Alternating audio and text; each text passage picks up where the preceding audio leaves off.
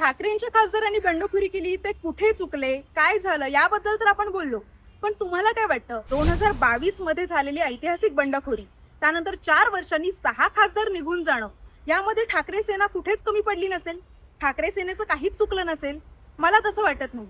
कारण ज्या प्रकारे भाजप आपल्या कार्यकर्त्यांसाठी, नगरसेवकांसाठी, आमदारांसाठी, खासदारांसाठी जी मेहनत घेते, ज्या प्रकारे अभ्यास वर्ग, प्रशिक्षण वर्ग राबवले जातात, निवडणुका असोत किंवा नसोत, भाजप ज्या प्रकारे पक्ष बांधणीवर भर देते, तसं प्रत्येक दिवसासाठी मेहनत घेताना ठाकरेंचा पक्ष दिसत नाही. म्हणजे बाळासाहेब ठाकरे असताना ज्या प्रकारे शिवसेना रस्त्यावर उतरून आपली आंदोलनं करायची, आपल्या मागण्या मान्य करून मगच तिथून निघून यायची, त्या प्रकारची आक्रमक आंदोलनं सध्या बघायला मिळत नाहीयेत. ही वस्तुस्थिती आहे. आमचे आमदार गेले, खासदार गेले, पक्ष चोरला, असं अनेकदा उद्धव ठाकरे म्हणत असतात, संजय राऊत म्हणत असतात. पण त्याच वेळी मात्र हे आमदार खासदार का जात आहेत याचं आत्मपरीक्षण किंवा जाणार आहेत हे माहीत असताना देखील त्यांच्याशी संवाद साधला गेला नाही, ही वस्तुस्थिती आहे. आणि बंडखोरी हा काही उद्धव ठाकरेंसाठी अचानक मिळालेला धक्का नव्हता.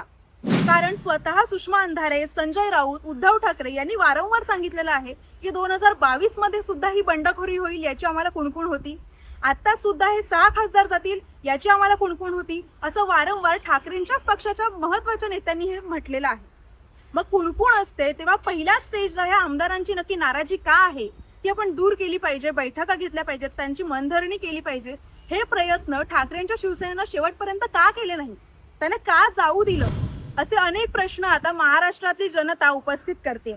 तुम्हाला काय वाटतं, जर ठाकरेंनी पहिल्याच वेळी या आमदार खासदारांशी संवाद साधला असता, त्यांच्यासोबत बोलून त्यांच्या समस्या जाणून घेतल्या असत्या, तर आज ही वेळ आली असती की नसती? कमेंट्समध्ये नक्की सांगा.